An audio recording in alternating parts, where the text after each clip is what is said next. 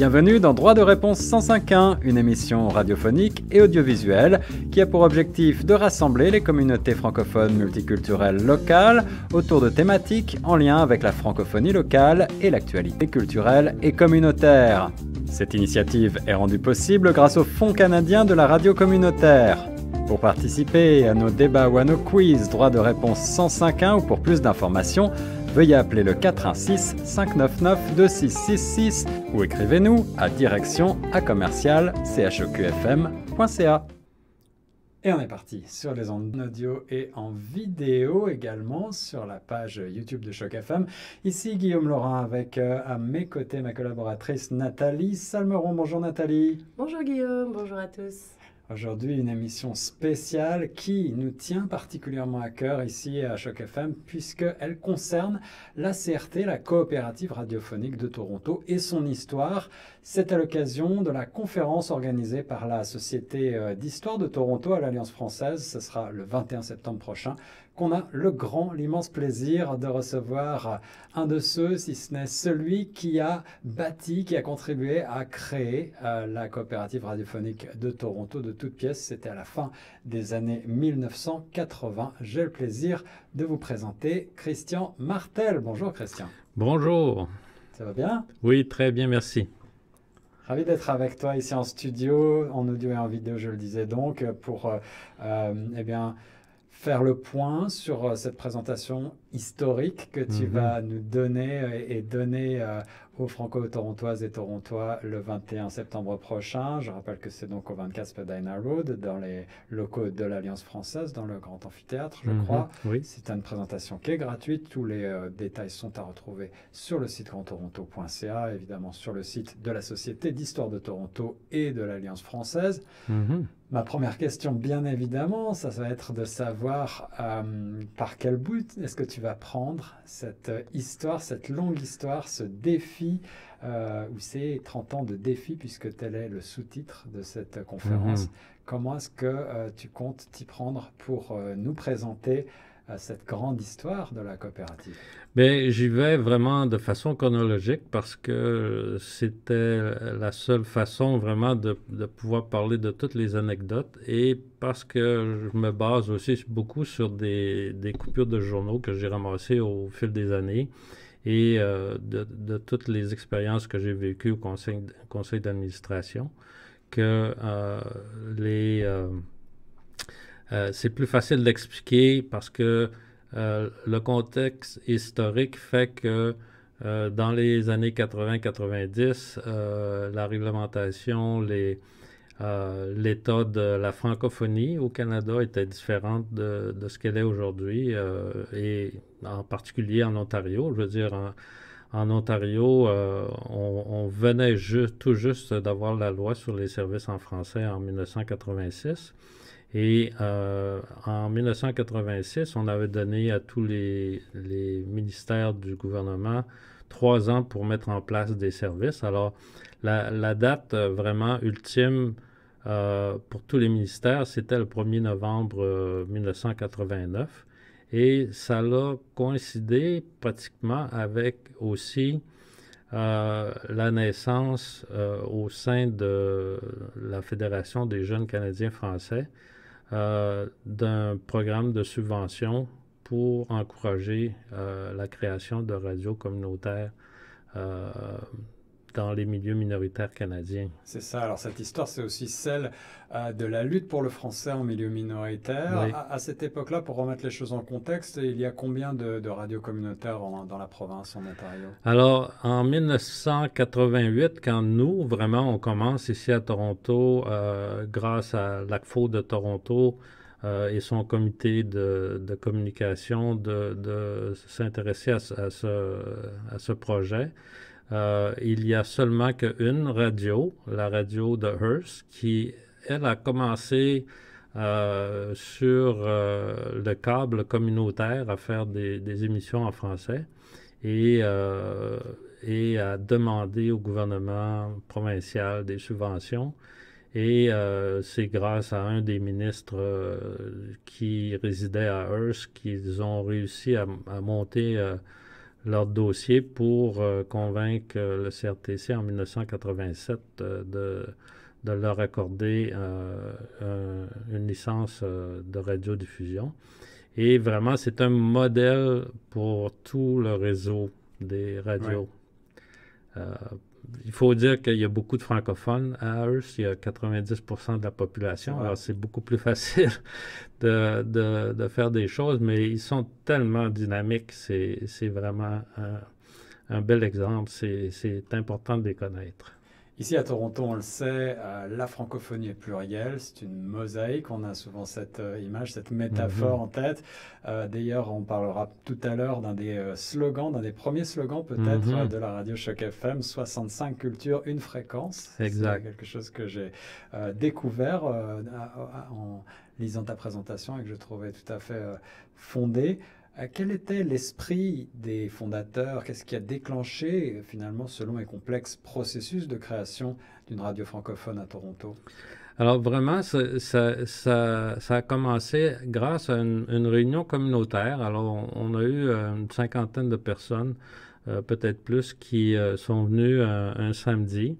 Et on avait deux animateurs d'Ottawa qui faisaient partie du projet de la Fédération des jeunes Canadiens français, qui sont venus animer et où on a sorti une vision de cette radio où on la voulait multiculturelle, on voulait ouvert sur le monde et on voulait aussi des nouvelles locales, mais aussi beaucoup de musique parce que effectivement, le mandat de Radio-Canada ici à Toronto, c'est pas la musique, c'est plutôt les nouvelles. Alors ça remplissait un besoin que nous, on avait identifié vraiment au tout début. Et si je ne m'abuse, ce qui a été toujours un des traits de caractère de Choc FM, c'est cette volonté de mettre en avant la création musicale francophone, oui. Même en allant au-delà des quotas qui sont imposés par le CRTC. Oui, exactement. Alors, si on regarde la réglementation du CRTC pour les stations privées et communautaires au Québec, ils ont une obligation de 65% de musique francophone. Alors que nous, la première fois qu'on s'est présenté devant le CRTC, on a dit, nous, on va faire au minimum 70%. Et quand on prend exemple d'autres radios, comme je pense à Radio Péninsule au Nouveau-Brunswick, eux, ils sont à 95%. Et ils ont maintenu ça depuis le début. Et ça a été la première radio de tout le réseau de l'Arc du Canada.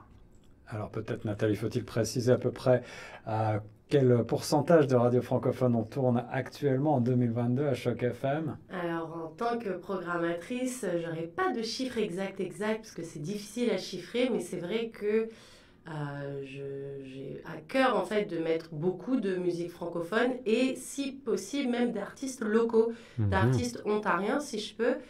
C'est vrai que j'ai la chance d'interviewer pas mal d'artistes et plus ils sont proches du Grand Toronto, plus c'est un plaisir pour moi parce que j'ai l'impression qu'on est cette sorte de tremplin aussi, cette loupe en fait qu'on zoome un petit peu sur la population et puis on met en lumière ces artistes émergents, ou des fois c'est des artistes qui sont déjà en place depuis de nombreuses années, mais parce qu'ils n'ont pas justement cette lumière sur d'autres médias, et ben ils aiment être sur Choc FM. Il y a plusieurs artistes qui sont contents et qui reviennent avec grand plaisir faire des interviews ici, qui nous envoient leurs albums, parce qu'ils préfèrent être limite diffusés sur une petite radio comme la nôtre que sur de grandes radios où ils seront mêlés à d'autres grandes, entre guillemets, grandes stars, et on va peut-être moins apprécier leur qualité artistique en fait. Donc moi en tant que personne en charge de la programmation, c'est quelque chose qui me tient très très à cœur. Et tout ce qui est anglophone, parce qu'on en reçoit quand même un petit peu, je ne vais pas cracher dans la soupe, on en reçoit, mais c'est de la programmation uniquement dans la nuit, très tard le soir, parce que voilà, on met un trait d'honneur, enfin voilà, pour nous c'est très important que dans la journée, les auditeurs de Choc FM retrouvent des chansons qu'ils écoutent depuis des années, dans leur pays respectifs. Ça peut être de la musique belge, ça peut être de la musique d'Haïti, ça peut être de la musique du Maroc, ça peut être de la musique de partout. Et puis aussi toutes ces nouveautés, parce qu'il y a énormément d'artistes incroyables autour de nous et qui parlent français et qui font perdurer notre très belle langue. Donc ouais, ça me tient à cœur. Voilà. Et on rappelle que, sans rentrer dans les détails, une radio communautaire comme la nôtre, c'est très important justement comme tremplin pour les artistes pour se faire connaître, mais aussi pour des questions de droit.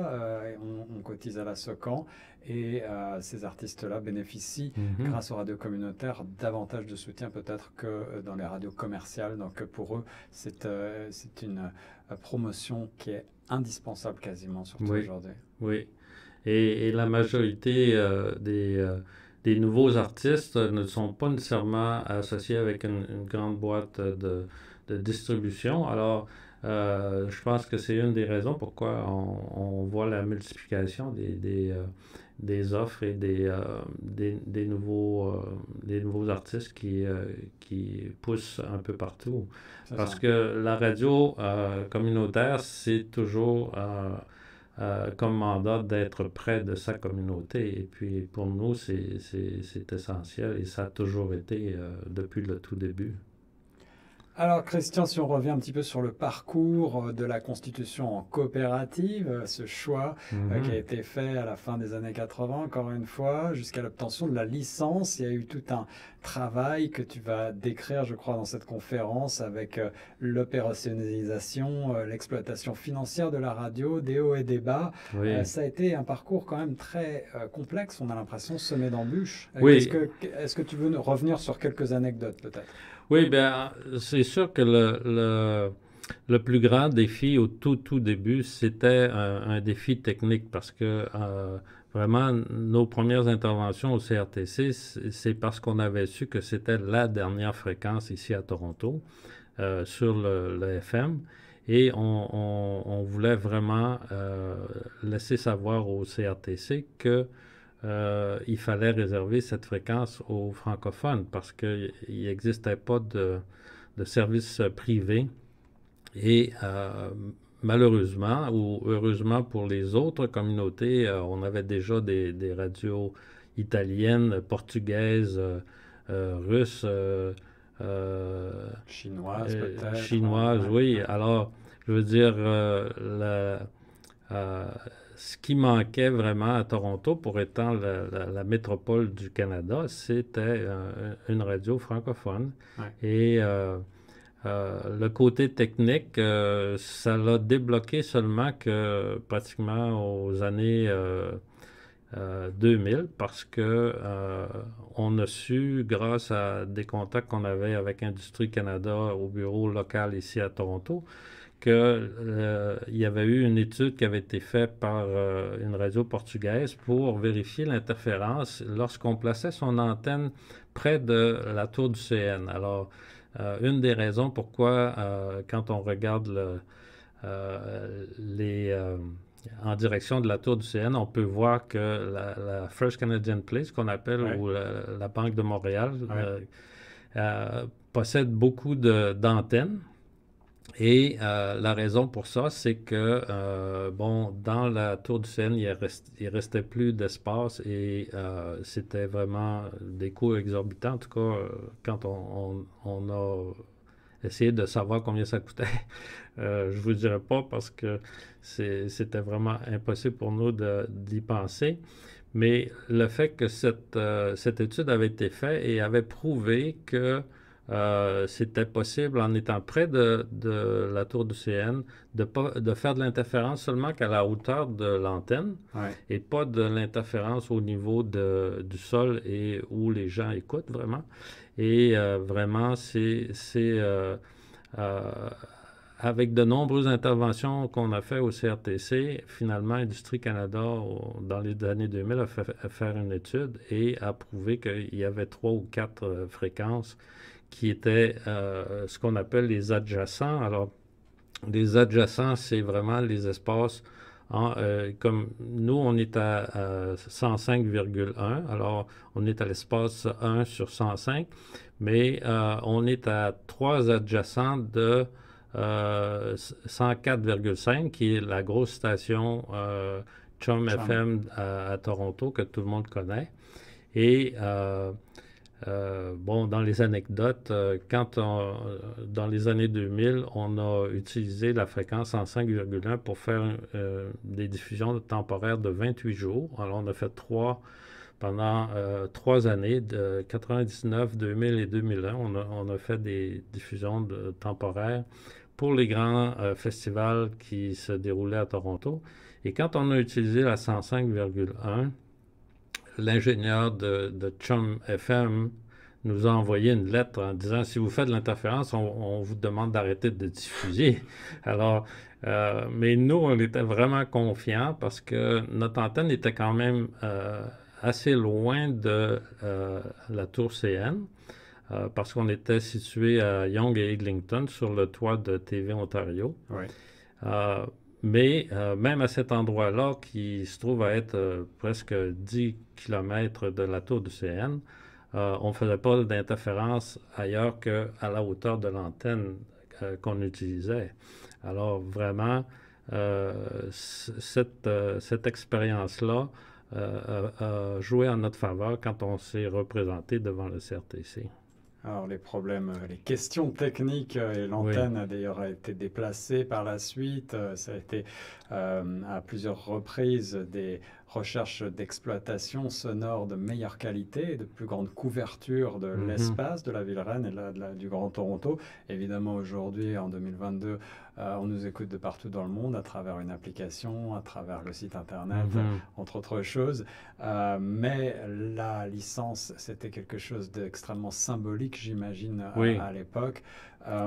Allez, quelques autres anecdotes que j'ai notées, puisqu'on a eu la chance d'avoir la primeur de ton texte de présentation, qui, je le rappelle, sera présenté le 21 septembre prochain dans les magnifiques locaux de l'Alliance française, organisée cette conférence par la Société d'histoire de Toronto.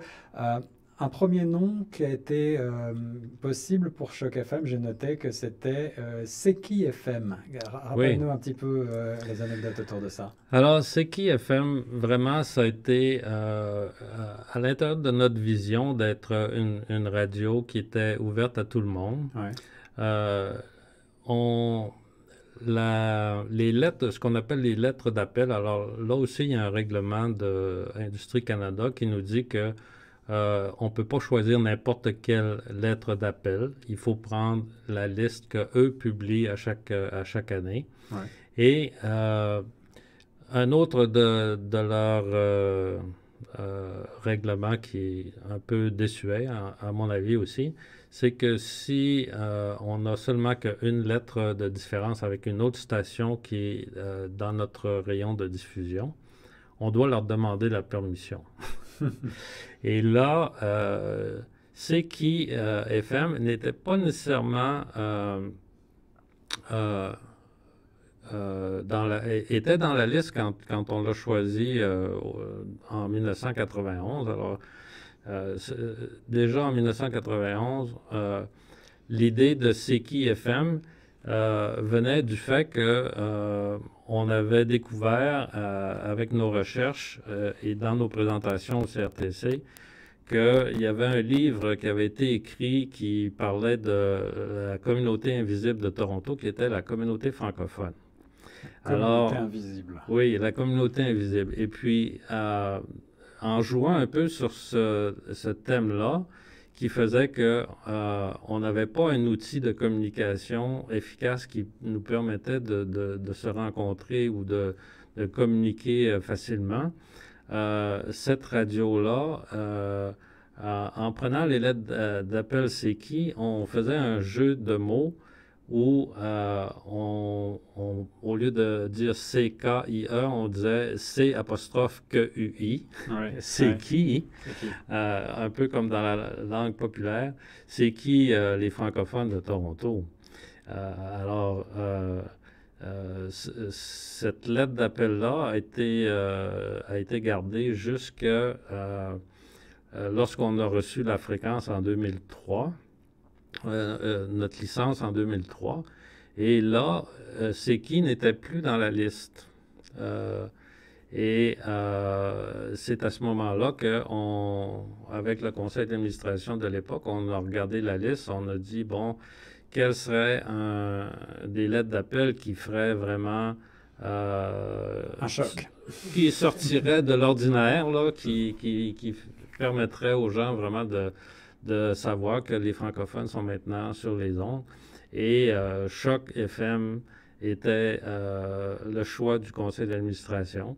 Et encore une fois, on a dû, parce qu'on avait une lettre de différence avec une station d'Oshawa, avec une station de Kitchener, avec une station de Welland, on a été obligé d'envoyer des lettres, de demander la permission pour pouvoir utiliser Choc FM. Et je me rappellerai toujours d'une conversation téléphonique avec justement le directeur de la station d'Oshawa. Et lui, il disait, je ne peux pas croire que cette réglementation-là existe parce que nous, on est à Oshawa, on a dû demander la permission à une station de Ottawa, qui est vraiment très, très loin de Oshawa, la permission d'utiliser nos lettres d'appel parce qu'il y avait une lettre de différence avec eux. C'était comme... Et il a dit, je sympathise avec vous et je vous donne la permission. Une mine d'informations, une mine d'anecdotes d'un vrai passionné de la radio. Merci d'être avec nous aujourd'hui, Christian, pour revenir sur l'historique de la coopérative radiophonique de Toronto. Évidemment, on est passionné, on est pendu à tes lèvres. En écoutant l'historique du nom, moi je trouve qu'on a plutôt eu de la chance, hein, Nathalie Choc, CHOQ, c'est plutôt... Ouais, moi je trouve que ça sonne bien, ouais. Ah, c'est plutôt quelque chose avec lequel on joue beaucoup aussi, hein, onde de choc, retour de choc. Exact.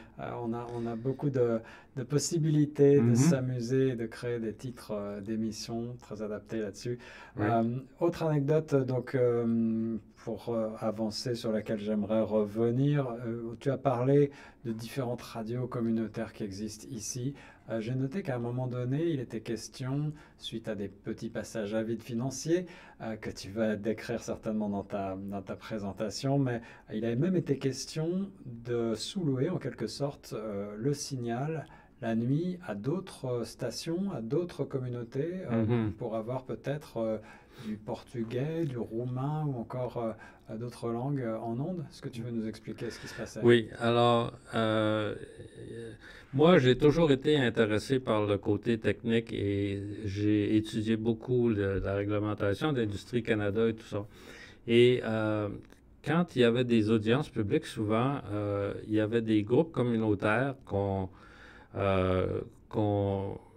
qui n'étaient pas un gros groupe vraiment, mais qui voulaient avoir accès à des ondes pour pouvoir diffuser leur programmation, leur musique et tout ça. Et souvent,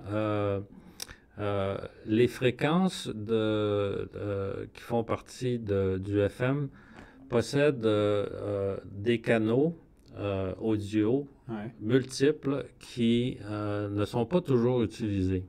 Et on appelle ces canaux-là EDR, là, c'est le terme anglais. Et il est possible, à partir du même émetteur FM, de diffuser un autre signal qui voyage avec le signal FM, sauf que ça prend un récepteur spécial pour recevoir les fréquences EDR et pour pouvoir avoir ce récepteur, il faut payer des centaines de dollars. Et là, ça a été quelque chose... Quand on a eu les premières oppositions des groupes, il y a beaucoup de gens qui nous disaient « Pourquoi vous ne faites pas comme les Vietnamiens puis je ne me rappelle plus quel groupe, où ils utilisent les sous-fréquences, les fréquences EDR, pour diffuser leur signal. Et puis, c'est tant mieux. Et puis, nous, notre réaction, c'était, le Canada, on est un pays fondateur, on est un groupe fondateur du pays. On veut avoir notre propre radio. Et la loi de la radiodiffusion nous dit qu'on a le droit. Alors, on veut vraiment avoir ce droit et pas avoir une sous-fréquence où chaque auditeur aurait à payer des centaines de dollars pour pouvoir écouter notre programmation. Ça fait sens, c'est Choc FM, c'est 100% gratuit sur la bande FM et Exact. sur chocfm.ca. J'ai noté également dans les quelques dizaines d'anecdotes que tu passes en revue, et je suis sûr qu'il y en a encore beaucoup d'autres, l'idée pour faire connaître davantage la sphère d'influence de Choc FM, la portée du signal, qu'à un moment donné, l'idée d'un rallye auto-vélo avait été lancée. Est-ce que tu veux nous expliquer? Alors ça, c'était en 2011 et on approchait le renouvellement de la licence. Alors il faut savoir que les licences de radio sont d'une durée de 7 ans. Et lorsque on n'est pas vraiment satisfait parce que il faut savoir que la fréquence 105 à Toronto est coincée entre 3 autres fréquences qui sont très proches et qui fait qu'on ne peut pas pousser notre signal en dehors des limites de la ville de Toronto parce qu'il y a une station 104,7 qui se trouve à être comme 2 adjacents de nous à Kitchener et il y a une station 105,3 à Peterborough qui est que les gens recevaient notre signal quand on a fait nos premiers tests de diffusion. Les gens de Peterborough qui voyageaient, qui étaient sur le 105,3, arrivaient près de Toronto, puis là, ils recevaient notre signal plutôt que leur signal, et les gens étaient un peu surpris parce qu'ils ne comprenaient pas la langue. Et il y a aussi un 105,1 à Kitchener, pas à Kitchener, à St. Catharines, qui, lui, nous fait un peu d'interférence la fin de semaine. Je pense qu'ils poussent leur signal la fin de semaine et ça embarque sur notre signal ici à Toronto. En tout cas, moi, je suis dans l'est de Toronto et puis la fin de semaine, quelquefois, leur signal embarque sur le nôtre. Et on pourrait faire des plaintes là-dessus, mais c'est un autre sujet. Alors, oui, les dessous techniques du métier de radiodiffuseur, chers auditeurs. Alors c'est ça. Je me rappelle plus quelle question que Alors, je revenais sur cette idée de rallye auto-vélo qui avait été lancée en 2011. Alors, la raison du rallye, c'était sur le même thème que l'étude que les Portugais, la station portugaise avait fait.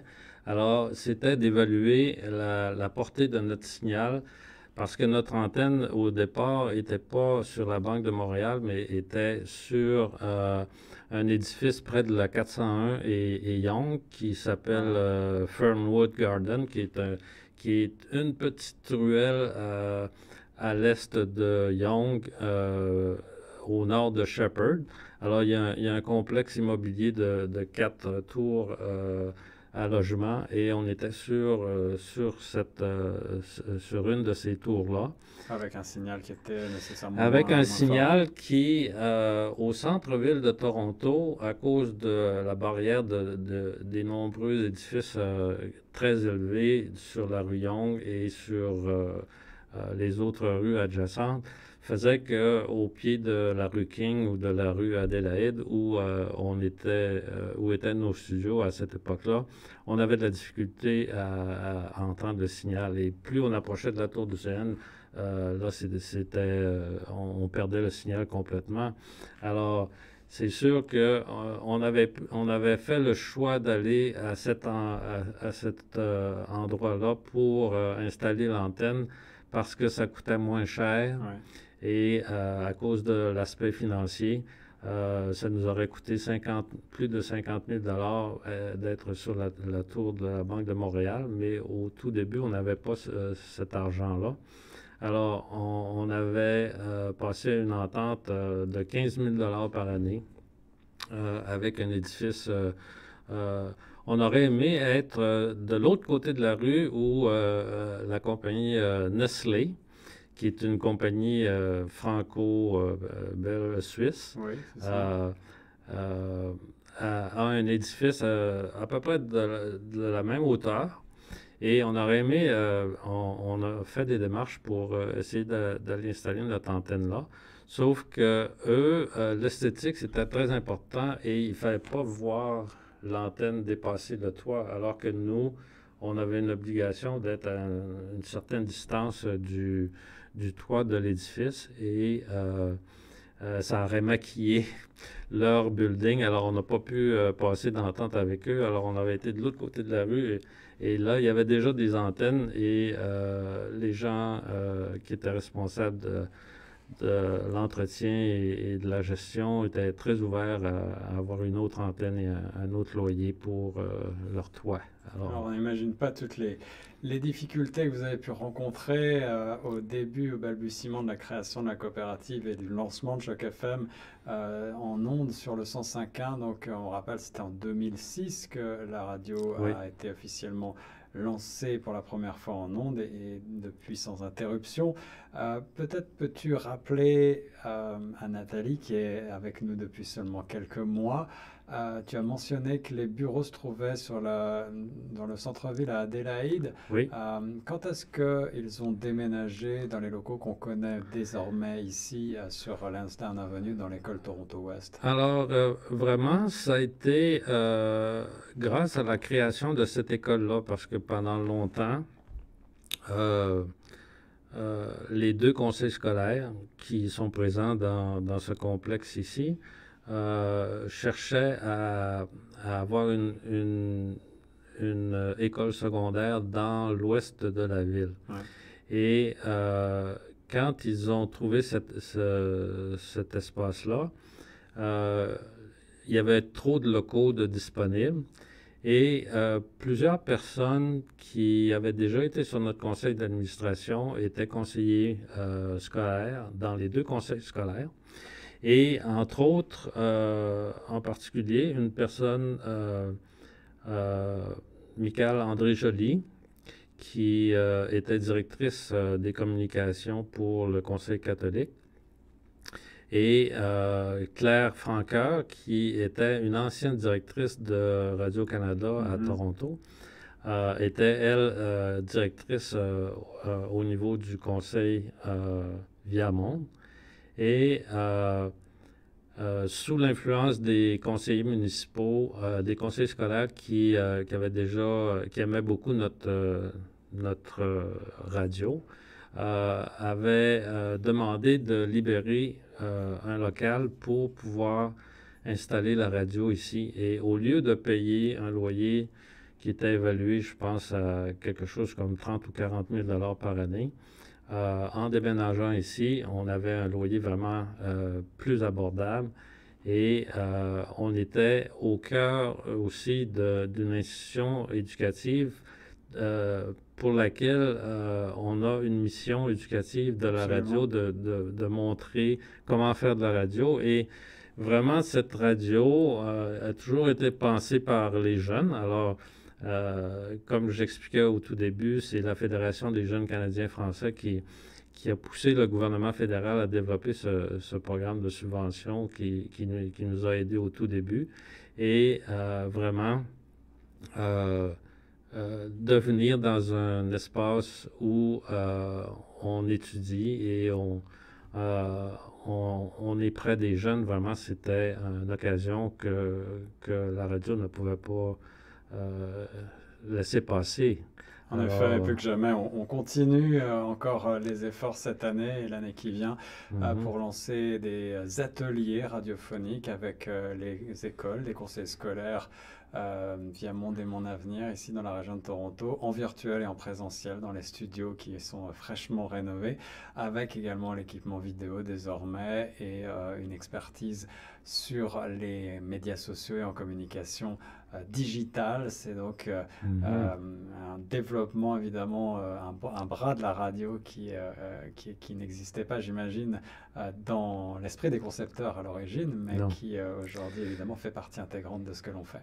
Il faut mentionner qu'on a étudié l'aspect de digital radio, ou la radio numérique, qui est différente de l'Europe. En Europe, si on suit un peu l'actualité radiophonique, on sait que maintenant en Suisse et dans plusieurs pays nordiques, il n'existe plus de FM. On a fait déménager toutes les stations de radio sur la bande numérique, une nouvelle bande. Sauf que la bande numérique qui avait été choisie par Communications Canada ici était en conflit avec une fréquence utilisée par l'armée américaine.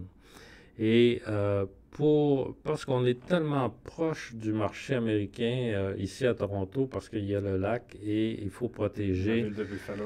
Oui, il faut protéger les stations de Buffalo et de New York qui sont tout près. Et alors, aux États-Unis, parce que c'est là qu'on fabrique la majorité des récepteurs radio et des automobiles, l'adoption de cette fréquence pour la radio numérique, ça n'a jamais été une option pour eux. C'est ça. Et nous, même si on a fait des expériences à partir de 1996, notre conseil d'administration a même voyagé dans une camionnette qui avait été équipée pour recevoir les stations de Toronto qui faisaient des tests numériques. Et entre autres, cette camionnette était commanditée par CBC parce que eux, ils étaient préoccupés par toute l'interférence que les tramways font à leur signal quand on est sous les fils électriques du tramway. Alors, vraiment, ce qu'on faisait dans cette camionnette, c'est qu'on écoutait CBC sur le AM qui grichait beaucoup, et puis là, on déplaçait sur le canal numérique, et puis là, le son était crystal clear, et puis vraiment, c'était la nuit et le jour. Et puis, malheureusement, même si le CRTC avait fait des audiences publiques et puis avait dit que toutes les stations qui avaient déjà une fréquence auraient une place sur la bande numérique, ça n'a jamais vraiment existé à Toronto et au Canada parce que vraiment, les récepteurs n'étaient pas équipés pour recevoir le signal. C'est aussi simple que ça. Et puis, c'est malheureux, là, parce que ça nous aurait permis probablement d'entrer en onde beaucoup plus rapidement. Mais c'est ça. On a suivi les audiences publiques et on a fait des commentaires à toutes les fois que le CRTC a fait des demandes de commentaires pour la bande numérique, mais c'est ça comme la majorité des stations n'ont pas adopté cette technologie, ben c'est resté lettre morte. Et c'est la bande FM qui perdure jusqu'à maintenant. Exactement. Et évidemment, ça s'y ajoute la technologie Internet avec les radios web. Chaque FM 105 oui, en direct sur la radio web. On n'aurait jamais pensé que la radio pourrait être disponible sur nos téléphones intelligents. Vraiment, Et je vous rappelle, chers auditeurs, que nous avons depuis quelques mois seulement la chance d'avoir une application Choc FM téléchargeable gratuitement sur Android et sur Google Play. Alors ne vous en privez pas pour écouter Choc FM en direct partout, tout le temps, depuis votre téléphone, votre tablette ou votre ordinateur. On pourrait parler pendant des heures, je pense, cher Christian, de l'ensemble de l'histoire de cette coopérative radiophonique, 30 ans de défis. Tel est le sous-titre que tu as choisi pour cette conférence que tu vas donner au 21 septembre à l'Alliance française de Toronto. Évidemment, on enjoint toutes les auditrices et tous les auditeurs à se rendre à cette conférence et à s'inscrire. C'est gratuit. Inscrivez-vous sur le site de l'Alliance française ou sur le site de la Société d'histoire de Toronto. Et puis, vous pourrez retrouver tous les détails sur le site chocfm.ca.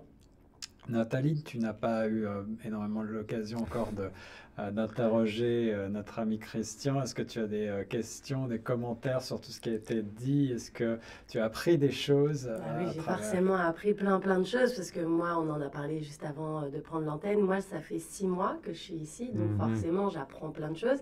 Et puis surtout, 91, moi, c'est mon année de naissance. Ah, vraiment, hein? Voilà.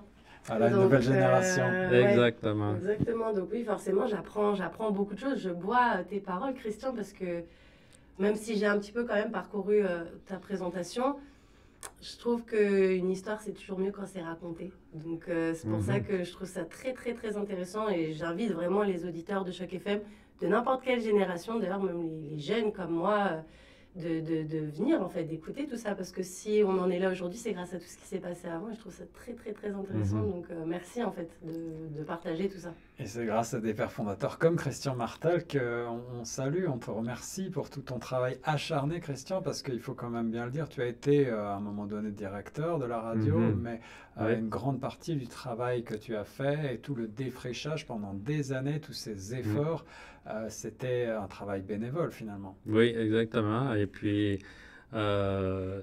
c'est dommage que un des défis que je mentionne, là, c'était qu'on était en compétition avec plein de groupes privés qui avaient beaucoup plus de moyens que nous et tout ça.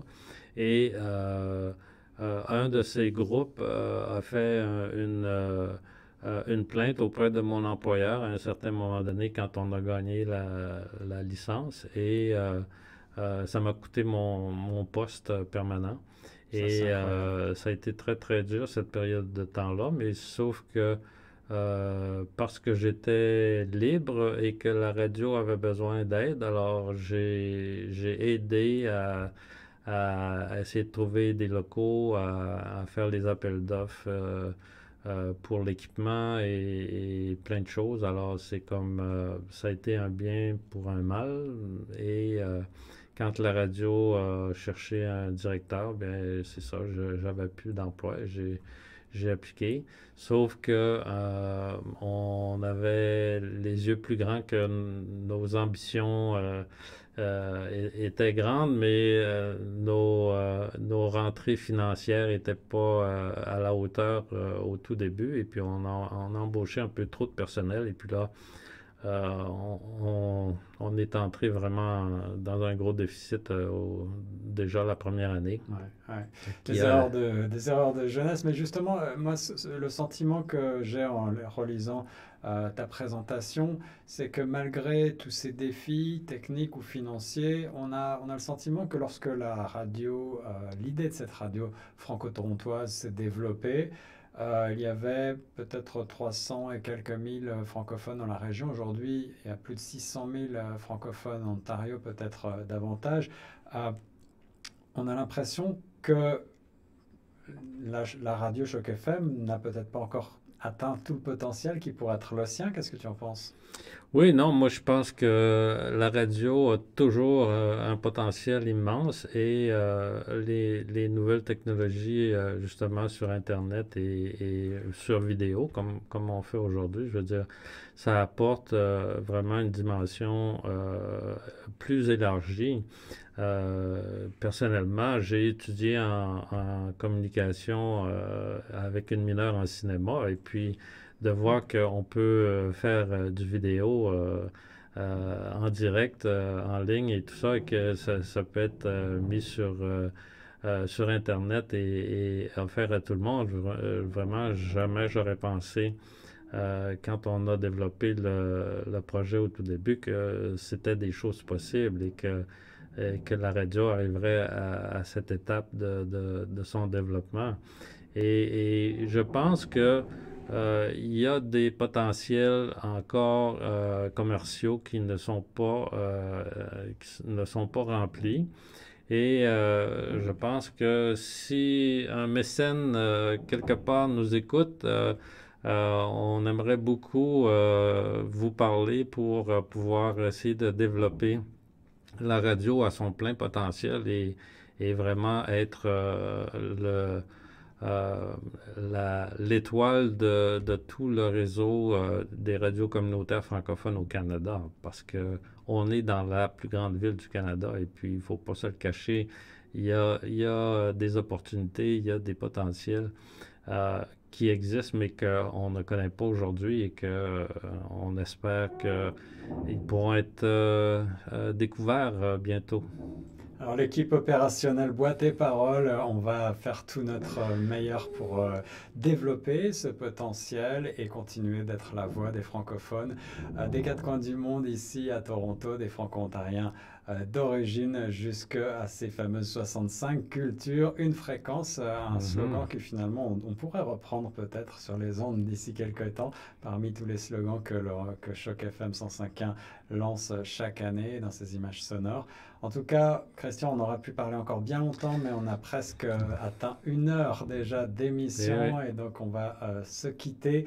Merci infiniment d'avoir été notre invité. Merci de remettre à l'honneur tout l'historique de la coopérative radiophonique de Toronto. Merci de ton implication depuis la création jusqu'à aujourd'hui, parce qu'il faut le dire, Christian reste impliqué dans la vie de la coopérative et nous aide par différents moyens très régulièrement. Et pour ça, évidemment, on t'en remercie infiniment.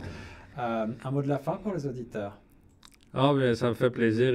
Écoute, je suis tellement fier d'avoir réussi ce projet et de voir comment est-ce que la radio s'est développée. Je veux dire, j'ai pris ma retraite cette année, mais j'aurai plus de temps pour aider la radio.